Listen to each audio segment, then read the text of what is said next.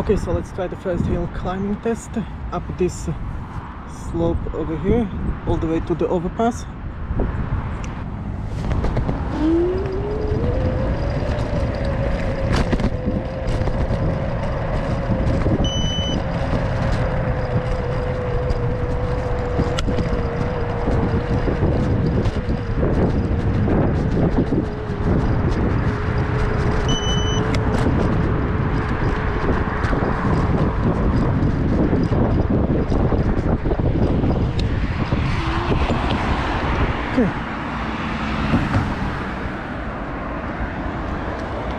It nicely made it up.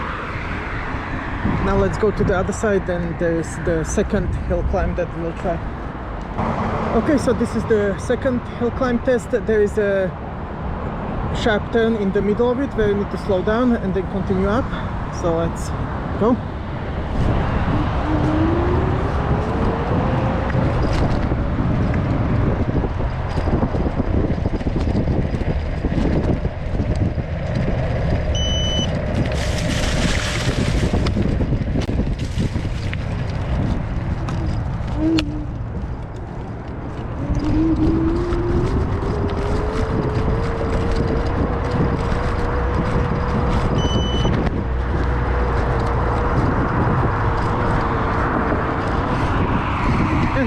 No problem going up this slope. Okay, so let's continue to the Apollo Bridge where there is the final testing slope. Okay, so now let's try the last hill climb onto the Apollo Bridge.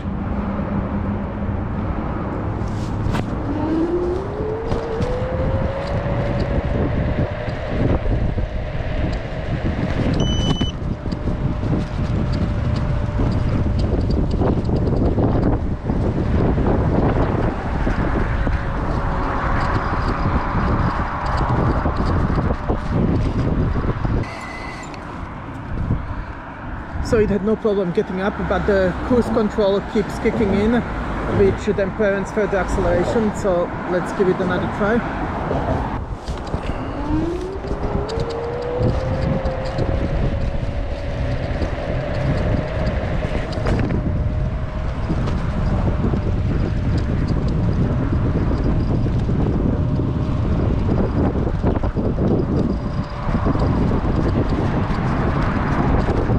The scooter made it up with absolutely no problems. Nicely accelerating. Okay, brake testing on the NIU KQi Air. So that's the starting line over there by the bottle, and where the scooter is at the moment is 6 meters. So let's see how the brakes work from 25 kilometers per hour.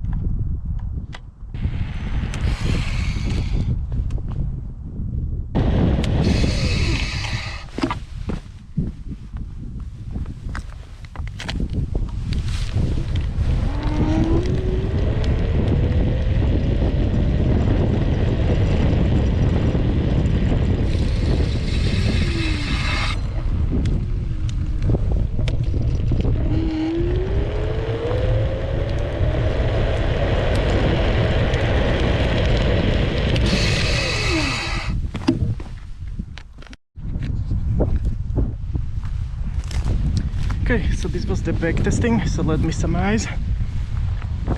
So I started braking at the 0 line here.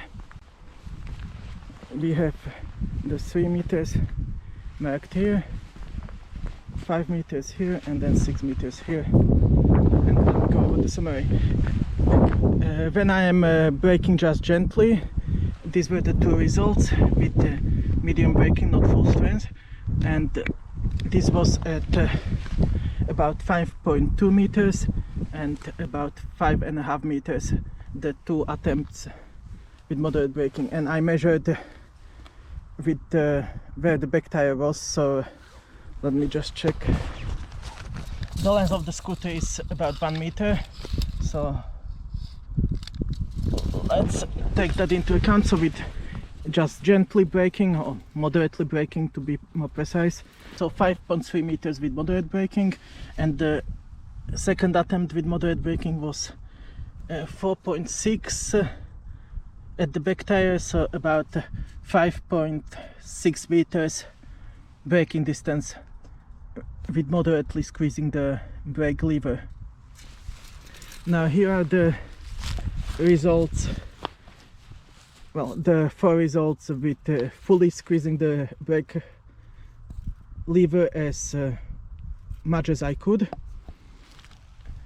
And here we are at 3 meters, so the back tire was at 3 meters on 2 attempts, and about 5 centimeters and 20 centimeters further down. So the actual braking distance was 4 meters. Hi. So the actual braking distance, if you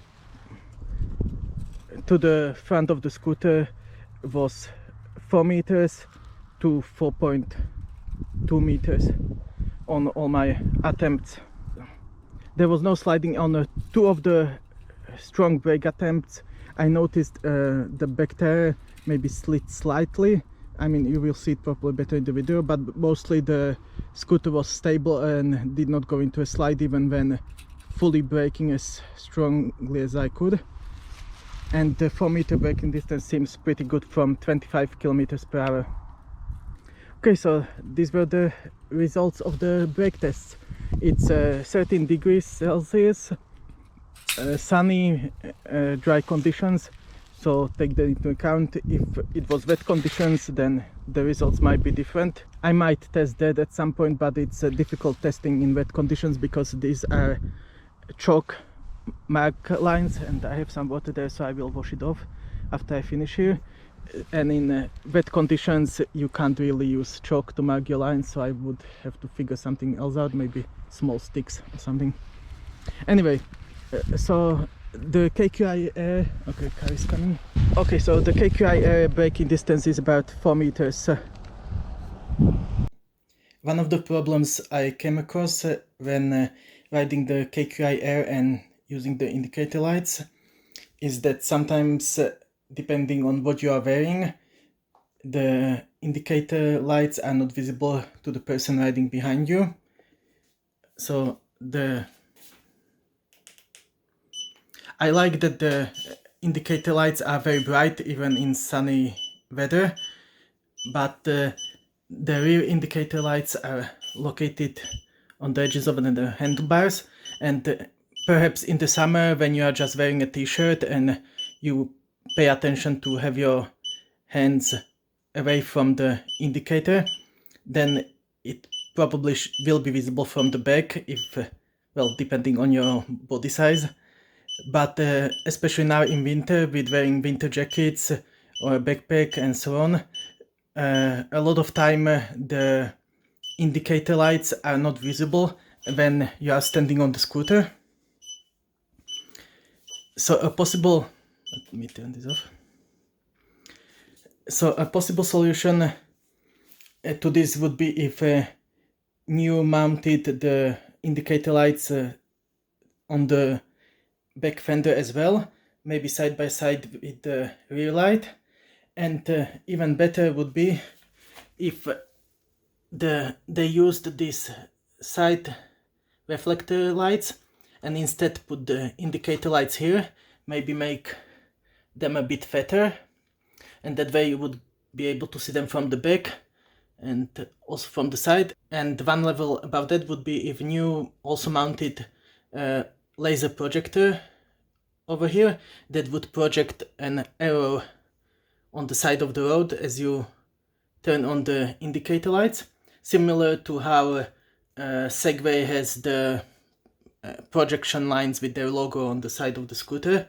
So here they could use it to project the indicator on the side of the scooter, which would make it even more visible for anyone riding behind you, and you wouldn't be able to block it. This is just my quick example of how it could be potentially. So next to the backlight there could be indicator lights, and The arrows represent if it was possible to mount laser arrow projections from the side reflectors. And the alternative to having the indicator lights here would be to instead have them here and protrude a little bit from the sides, so this would stay the same and the indicator lights would be on the sides here.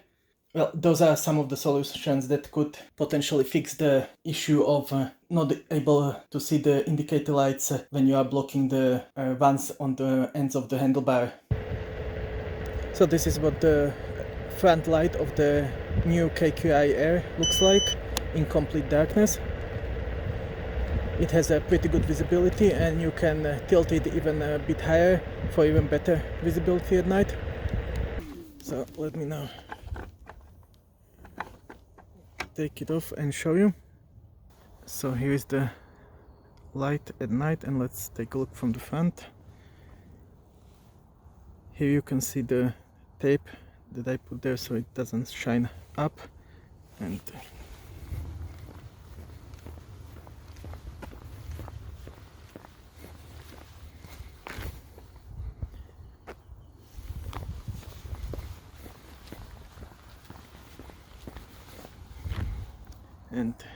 you can see how strong the front light is from the front. And now let's take a look at the back light. And here is the back light, and when you press the brake, and now let's take a look from the back, and on the right there is the Ninebot G30 LP, so you can see the big difference in the light output. And here you can see the indicator lights at night. They are incredibly bright. And here you can see the brake light from the back.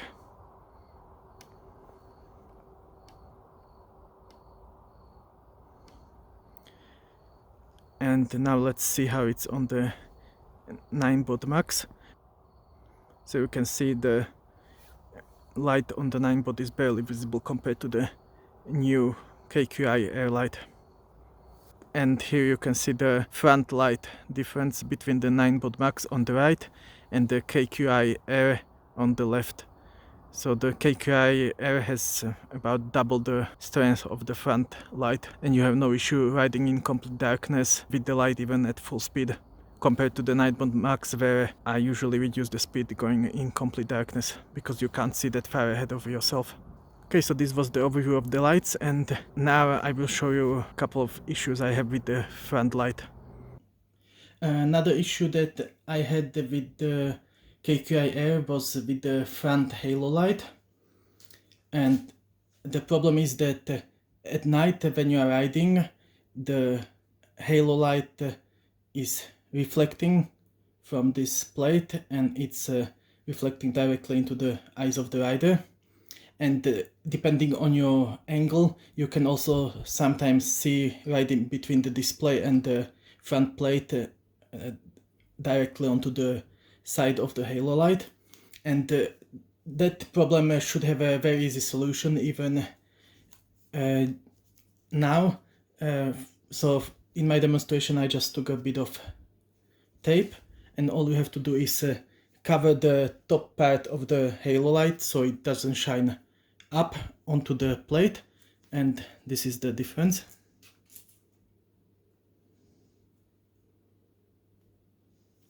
So as you can see, the light no longer shines up. You can see a little bit of blue, that's because the tape is blue, but if you did it with solid tape, then you wouldn't see any light on the top. And in terms of production, if NIU wants to change that in the future, they could just put a bit of black paint on top of the halo light, and that would solve the issue. So if I remove the tape, you can see the difference in how much light comes up.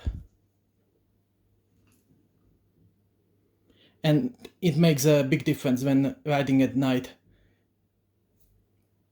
So that is one of the other small issues that should be easily fixed if NIU decides to change up the production of the light and cover the top with paint or a dark piece of plastic or something.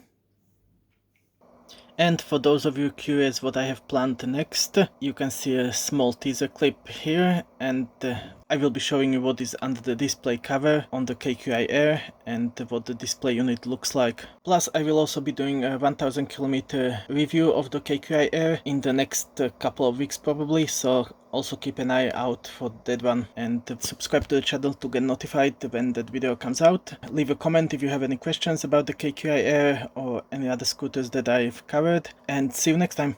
Thanks for watching.